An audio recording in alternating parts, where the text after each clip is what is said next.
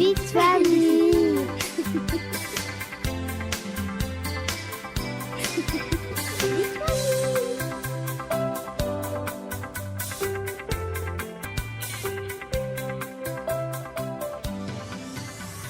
Bonjour et bienvenue dans Vie de famille, présenté par Annick de Focal.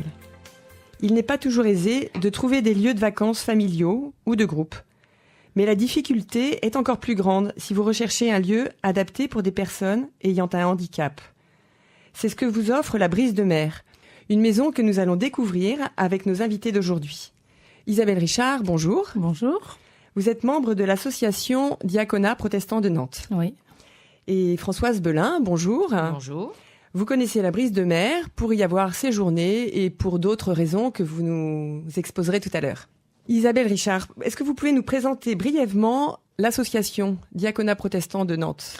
Oui, tout à fait. L'association du Diaconat Protestant de Nantes a plus de 100 ans d'existence. C'est une association reconnue d'utilité publique qui est engagée dans l'action sociale à Nantes et sur la côte à Saint-Michel-Chef-Chef. À Nantes, à travers une distribution alimentaire à une centaine de familles, un petit peu comme les Restos du Cœur ou le Secours catholique, et des aides pour du logement ou des aides financières ponctuelles. Et à Saint-Michel-Chef-Chef, au travers de cette maison de vacances qui nous a été léguée il y a plus de 100 ans et qui a hébergé les toutes premières colonies de vacances du département en 1906. Et des colonies de vacances ouvertes à tous ? Bien sûr. L'association, vous avez raison de le souligner, est ouverte à tout le monde, sans aucune distinction d'origine ni de croyance, que ce soit pour les personnes que nous aidons et soutenons à Nantes ou sur la côte, à la Brise de Mer. De tout temps, tous les enfants étaient les bienvenus. Et maintenant, tous les vacanciers qui le souhaitent sont bien évidemment accueillis les bras ouverts à la Brise de Mer. Et alors, quel est le but de ce projet, la Brise de Mer ? C'est pas simplement une colonie de vacances comme les autres. Alors non, le projet a beaucoup évolué. En fait, pendant près d'un siècle, nous avons effectivement accueilli l'été et uniquement l'été, puisque la maison n'était ni chauffée ni isolée, des groupes, des colonies, des familles aussi. Et puis, la maison commençait à être un peu désuète, n'était plus tout à fait aux normes et ne correspondait plus vraiment non plus aux besoins d'aujourd'hui en termes de vacances. Du coup, l'association s'est mobilisée il y a maintenant 6 ou 7 ans et un groupe de bénévoles a travaillé à un projet qui lui donnerait une deuxième jeunesse, qui lui permettrait de s'adapter aux besoins d'aujourd'hui tout en conservant sa vocation sociale. Et ce projet a pris corps et 2 axes majeurs ont été définis. Un axe social, évidemment, qui est demeuré et qui s'est élargi puisque la maison a maintenant pour objet d'accueillir particulièrement les personnes en situation de handicap et d'être totalement adaptée, construite et équipée pour cela. Et puis l'autre axe est un axe environnemental, puisque les choix en matière d'équipement et d'aménagement et de fonctionnement aujourd'hui ont été faits dans le but de préserver l'environnement. Même le choix des matériaux, par exemple. Même le choix des matériaux, le choix du système de chauffage qui allie du solaire en priorité et une chaudière à bois. Le choix des revêtements de sol, par exemple, qui sont des caoutchoucs naturels. Le choix de certains des équipements. Voilà, nous avons privilégié, on a un poulailler au fond du parc, on recycle un petit peu les déchets de la cuisine, on est très économe en eau. Voilà, il y a un certain nombre de choix dans ce sens. Alors voilà, ce projet a pris corps et il a fallu ensuite trouver un architecte qui nous suive, trouver un financement, et ça c'était une sacrée paire de manches, puisqu'on parle de 2 millions d'euros, même un peu plus. Et puis après, lancer le chantier qui s'est terminé il y a près d'1 an. Et depuis 1 an, nous accueillons à l'année maintenant, toute l'année, toutes les personnes qui frappent à la porte, et particulièrement les personnes en situation de handicap. Nous avons fait le point, là, au bout d'1 année d'exercice, et environ 30% des séjours à la Brise de Mer sont liés à une situation de handicap. Alors justement, Françoise Belin, vous pouvez peut-être nous dire dans quel contexte est-ce que vous avez choisi la Brise de Mer pour aller faire un séjour ? Alors c'est un contexte un petit peu particulier dans la mesure où je suis évaluateur tourisme et handicap et que j'ai découvert la Brise de Mer sur un écran pour attribuer ou pas le label au niveau départemental. Je me suis dit 2 choses à ce moment-là. C'est que, mon fils avec autisme est accueilli dans un établissement de la DAPEI 44, que souvent j'entendais les éducateurs se dire on est à la recherche d'un lieu de séjour pas très loin de chez nous, qui permettrait d'accueillir nos handicaps avec les particularités du handicap mental, je dirais.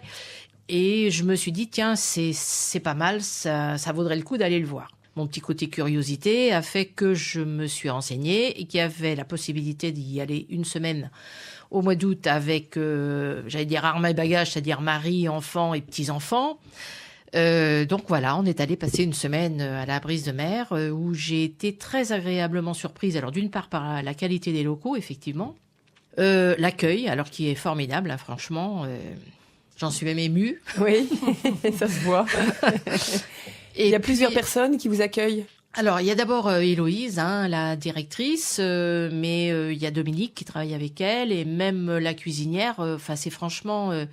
on est chez soi, quoi, quelque part. Voilà, donc ça c'est une grande qualité de ce lieu, cette proximité, oui, cette relation. On a vraiment voulu donner... Donc vous avez réussi. Oui, je suis heureuse d'entendre ce que vous dites, ça me fait plaisir Françoise, mais c'était tout l'esprit qu'on souhaitait donner à cette maison, une maison où on se sente comme à la maison, où on se sente accueilli comme en famille. Et c'est pour ça qu'on continue de l'appeler un peu une maison de famille, même si c'est un tout petit peu plus grand que ça, mais ça reste une échelle encore très humaine.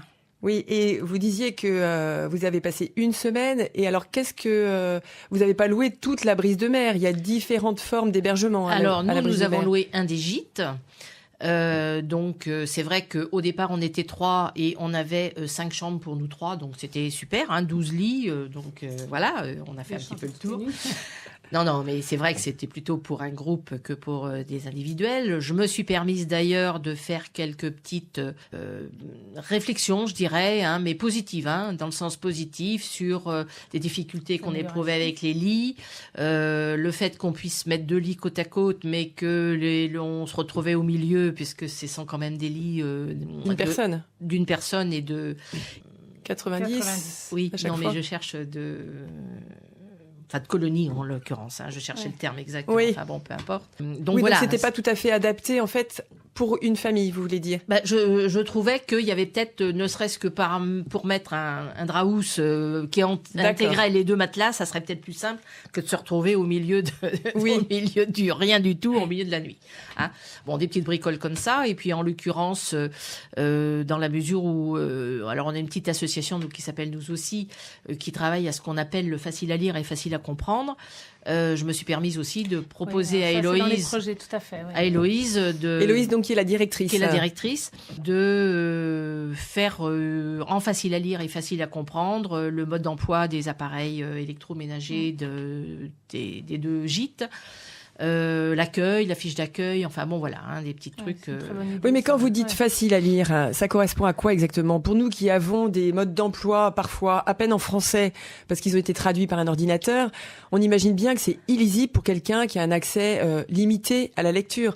Donc vous devez aller jusqu'où pour rendre un mode d'emploi de four, par exemple, compréhensible?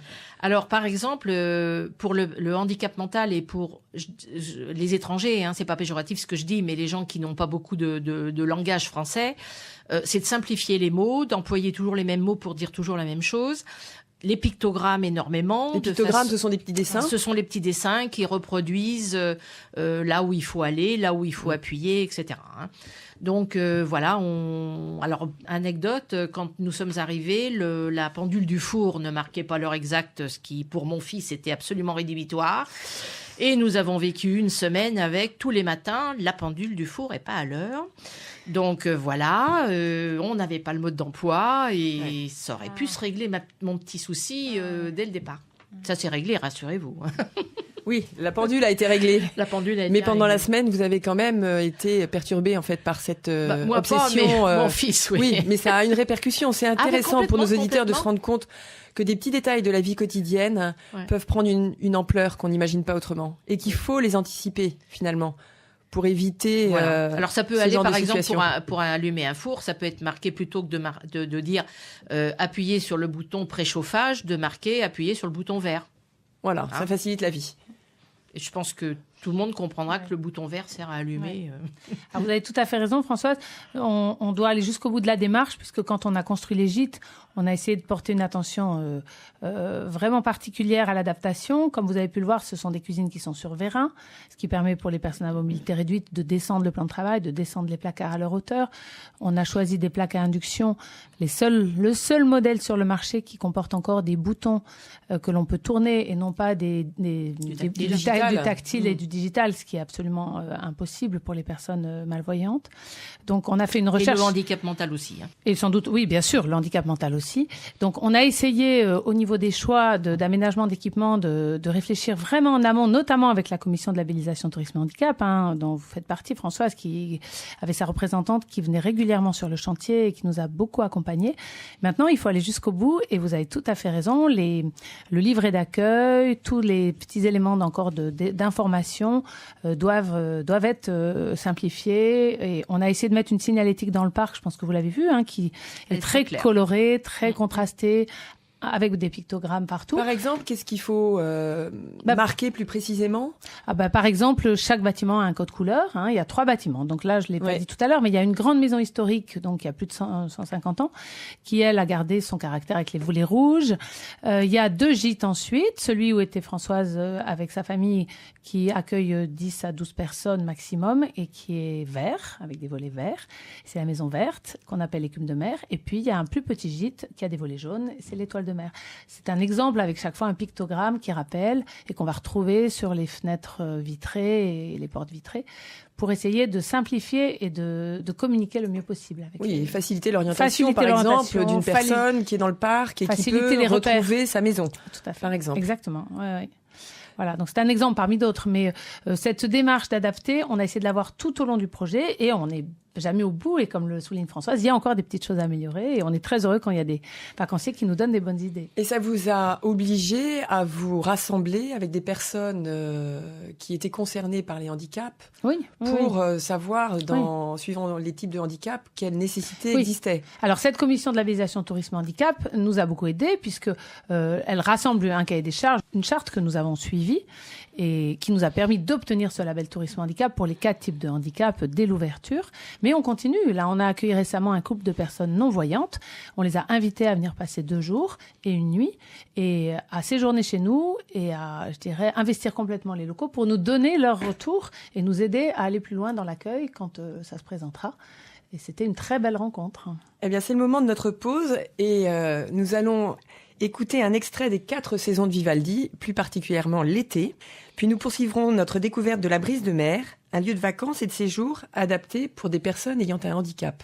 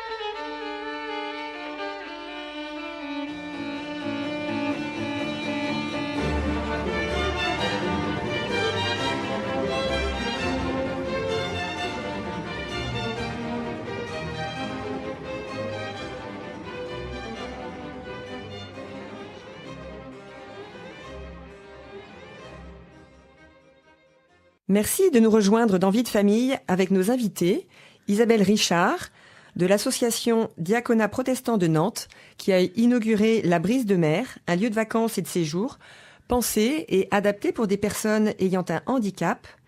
Et nous sommes aussi avec Françoise Belin, qui a séjourné dans ce lieu et qui fait partie de la commission Tourisme et Handicap. Nous avons vu déjà la présentation de la brise de mer et puis nous aimerions avoir des précisions sur les différents modes de séjour. Qui vient plus précisément séjourner à la brise de mer? Alors il y a beaucoup de gens et beaucoup de gens différents qui viennent à la brise de mer et ça fait d'ailleurs toute la richesse du projet puisque nous avons inscrit tout ce projet dans une idée de mixité sociale et d'ouverture à tout le monde. Alors d'abord les familles, on est dans l'émission de vie de famille, alors je vais commencer par ça bien sûr. Merci. Donc les familles qui viennent pendant des temps de vacances, quand ils ont des enfants qui sont soumis au calendrier des vacances scolaires, mais également en dehors s'ils ont des tout petits ou s'ils n'ont pas ce type de contraintes. Également beaucoup pendant les week-ends. Puisque la brise de mer, historiquement, déjà avant les travaux, était un lieu de rassemblement familial privilégié à très faible coût. Et on a continué cette proposition-là et tous les week-ends, je peux dire, sont réservés quasiment jusqu'à la fin de l'année 2015 déjà par notamment en grande partie des rassemblements familiaux. Mais pour les gîtes ou pour aussi la grande maison? Alors la grande maison en majeure partie, mais souvent aussi tout l'ensemble. On peut tout à fait nous dire, nous on vient... Parce qu'en fait, la brise de mer a une capacité d'accueil de 58 à 60 lits. Donc, si vous êtes une grande famille, vous pouvez réserver toute la propriété. Et puis, si vous êtes une plus petite famille, vous pouvez par exemple réserver les 2 gîtes. Et là, vous aurez en gros 18 lits. Et puis, si vous êtes entre les deux, vous pouvez réserver la grande maison. Et à ce moment-là, on peut mettre à disposition la cuisine, qui est une cuisine collective. Qui fonctionne pour les 3 maisons? Qui peut fonctionner, qui fonctionne, oui, pour les 3 maisons si on le demande. Il arrive qu'on ait des groupes qui occupent les gîtes, notamment des groupes de personnes handicapées, par exemple, ou des maisons de retraite, qui ne souhaitent pas avoir à préparer les repas et ils viennent prendre tous leurs repas dans la grande maison. Là, il n'y a aucun problème. Là, la capacité de la salle à manger dépasse largement la capacité de l'établissement lui-même. On pourrait asseoir 80 personnes sans problème. Donc, avec même 50 personnes qui dorment, on peut tout à fait nourrir tout le monde. Donc là, c'est pour les familles. Donc voilà les familles. Ensuite... Alors les familles, et puis sur les week-ends, puisqu'on peut poursuivre avec ça, il peut aussi y avoir des associations culturelles, type chorale, groupes sportifs, qui sont de se retrouver là et qui ont besoin d'un lieu pas trop cher et de qualité. Et puis sinon, en semaine, alors toute l'année, nous allons avoir justement les maisons de retraite qui, sur les ailes de saison, cherchent des lieux adaptés et accessibles. On aura aussi des classes de découverte. Nous venons d'obtenir l'agrément de l'Éducation nationale pour accueillir les classes. C'est une très bonne nouvelle. Et l'axe pédagogique qui sera proposé sera un peu différent de celui des classes de mer classiques dans la région, puisque nous souhaitons offrir un séjour axé sur la découverte de la différence, une initiation aux différents types de handicap, bien évidemment de façon ludique, avec, par exemple, avec des parcours d'obstacles, des jeux de piste, chasse au trésor, mise en situation où les enfants pourront ou devront faire des petites épreuves en fauteuil roulant ou les yeux bandés, vivre un repas dans le noir, c'est quand même quelque chose qui n'est pas habituel et qui permet de mieux appréhender qu'est-ce que ça veut dire être vraiment handicapé. Les enfants aujourd'hui, ils ont de plus en plus, heureusement, dans les classes, l'intégration d'un enfant en situation de handicap durant leur scolarité. Mais il ne faut pas imaginer pour autant qu'ils vont véritablement appréhender qu'est-ce que c'est qu'être handicapé. Parce que le petit copain qui a un fauteuil roulant, on va se bagarrer pour être celui qui va le pousser, mais on n'a jamais été à sa place dans le fauteuil. Et quand on aura l'occasion de vivre 1 heure ou 2 dans un fauteuil roulant, de façon bien sûr amusante et en groupe, je pense qu'on en sortira un petit peu différent sur le regard qu'on portera sur le handicap. Donc c'est l'idée de ces séjours pédagogiques. Et puis ensuite, aussi des travailleurs, des gens qui sont en déplacement professionnel. Pendant la saison creuse, nous avons eu pas mal de personnes qui étaient sur des chantiers sur la côte ou qui venaient de Saint-Nazaire et qui étaient très heureux de découvrir un lieu où ils se sentaient justement comme à la maison plutôt que dans un petit hôtel un peu anonyme ou dans une chaîne et où ils étaient connus par leur nom et ils revenaient régulièrement. Et nous, on en a beaucoup aussi de ces gens-là. Et tout à l'heure, Françoise Belin, vous parliez de votre fils donc qui est autiste. Quel âge a-t-il ? Il a 34 ans. Il peut faire un séjour seul ? Eh bien, on vient de tenter l'expérience le week-end dernier, Florian avait besoin de ce qu'on appelle un petit séjour de rupture. Et j'ai demandé effectivement à la directrice si elle acceptait qu'il vienne passer un week-end seul. C'est la première fois qu'il est quelque part tout seul, sans éducateur, sans papa-maman, sans le frère ou la sœur. Et écoutez, il nous a dit que c'était sa vie privée et qu'il avait rien à dire. Mais manifestement, il avait plein à dire. Oui, et il rêve d'y retourner. C'est une très bonne nouvelle. Mais en fait, seul, il pouvait pas gérer sa cuisine, j'imagine. Comment ça se passe à ce moment-là? Non, mais alors là, ça a été un peu exceptionnel puisque comme il y avait l'assemblée générale de l'association, on avait choisi exprès ce week-end-là parce que Héloïse, du coup, le connaissant, Héloïse, c'est la directrice. Sa directrice m'a dit, mais au contraire, qu'il vienne, moi je vais avoir besoin de quelqu'un pour m'aider à mettre les tables, les chaises, les bancs, les machins. Donc il a été embauché. Ça lui a beaucoup plu parce que, autrement, il est un peu tendance à être dans sa chambre ou à regarder la télé. Et du coup, il a participé à la vie de l'établissement. Et je pense que c'est ce qui est intéressant aussi pour les personnes handicapées, c'est-à-dire qu'on ne les cantonne pas à leur statut de personnes handicapées. Oui, il participe à la vie collective. Ah oui, là, il était totalement intégré dans un groupe. Il y avait en plus un groupe de jeunes adultes qui est arrivé le samedi soir, la veille de l'Assemblée générale, et qui était tout à fait heureux d'accueillir Florian parmi eux. Il a dîné avec eux, il a fait plein de jeux dans le parc après ou dans la grande salle avec eux. Et je pense qu'il a passé effectivement une bonne soirée et était heureux d'avoir tout à fait sa place. Et handicapé ou pas, je dirais que là, ça n'avait plus aucune importance. Il était un jeune adulte parmi d'autres et il a vécu le week-end comme ça. Et il a même pris la parole lors de l'Assemblée générale pour nous dire quelques mots sur son séjour de l'été dernier. Ça, c'est de la pub. Et vous parliez de financement. Alors, le tarif, déjà, des séjours doit être variable, évidemment, suivant le lieu que l'on réserve. Mais est-ce que vous avez une grille particulière? Alors, en fait, on est sur des tarifs qui restent très raisonnables parce que c'est la vocation de la maison. Il est vraiment important pour nous de pouvoir offrir un lieu de vacances à tout le monde. Le tarif d'une chambre nous louons au lit comme une auberge de jeunesse. Donc, un lit, une nuit et petit déjeuner coûte 25 € en moyenne. Après, pour les gîtes, ça dépend un petit peu de la saison. Et le mieux, c'est quand même d'appeler la directrice. Les tarifs sont un petit peu plus élevés. On les trouve aussi sur le site de la Brise de Mer. On les trouve sur le site de la Brise de Mer. Le tarif à la semaine pour le gîte de 4 à 7 personnes est de, en gros, entre 550 et 850 €. Le gîte de 8 à 12 personnes, entre 700 et 990 €. Mais après, tout peut être discuté. Les situations sont vraiment prises au cas par cas et c'est toujours après un échange téléphonique qu'on vous envoie un devis. Donc, l'important, c'est d'appeler et de réserver. Et puis, les tarifs sont au quotient familial. Donc, nous faisons encore des réductions. Et puis, on a des partenariats avec certaines associations ou organismes sociaux comme VACAF, comme l'ANCV, comme Vacances et Familles, qui fait partir en vacances des familles qui sont jamais parties de leur vie et qui, elles, vont avoir à payer à peine 20% du séjour. Et donc, il y a tout un tas de situations qui permettent de venir à la Brise de Mer avec très peu de revenus. En fait. Oui, les chèques vacances, peut-être. Oui, la NCV, c'est ça, c'est les chèques vacances. Oui, tout à fait. Excusez-moi, mais vous louez à la semaine, classiquement, samedi? Alors, pour le moment, on est en fait très ouvert. C'est-à-dire qu'on loue, un jour, 2 jours, 3 jours. Bon, on sera peut-être amené à changer un peu. La durée moyenne de séjour sur cette première année, on a fait le calcul tout récemment, était de 2 nuitées. Ce qui implique pour l'équipe un gros travail, parce qu'une moyenne de 2 nuitées, c'est comme un hôtel. Ça veut dire refaire les chambres à chaque fois. On aurait avantage, évidemment, à être un peu plus exigeant et à demander des semaines.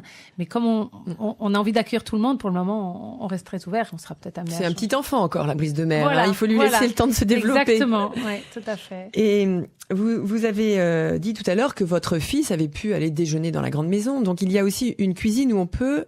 Ah oui, on peut bénéficier des repas. On peut être en pension complète ou semi-pension. Ah ben il y a une cuisinière, il y a une restauration. Formidable pour les vraies vacances. Ah oui, absolument. Oui, bien sûr, il y a une possibilité de repas.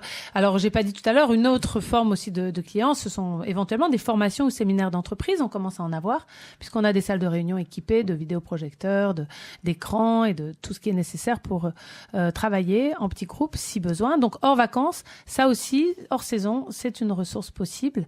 Et on peut se côtoyer quelquefois dans la salle à manger, justement. Un petit groupe de personnes en pleine réflexion de travail. Et puis, un transfert avec des personnes en situation de handicap qui sont venues avec leur établissement spécialisé pour la semaine. Voilà, c'est un petit séjour, un transfert. Et c'est transfert, oui, c'est un séjour de personnes en situation de handicap qui sont à l'année dans une institution. Et c'est cette richesse des échanges et de la mixité qui se vit là-bas. Et la convivialité du partage, en fait. Tout à fait. Vous nous avez parlé aussi tout à l'heure donc des classes de découverte.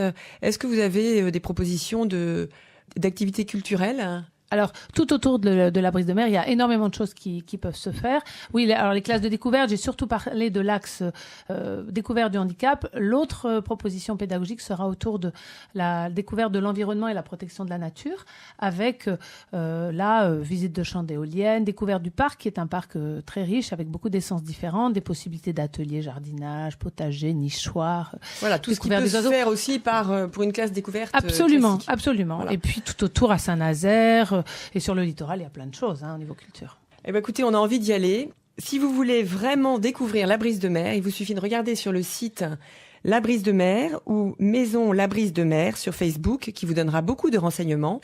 Je vous souhaite un bon séjour en remerciant Françoise Belin et Isabelle Richard de leur participation. Au revoir et à la semaine prochaine dans Vie de famille.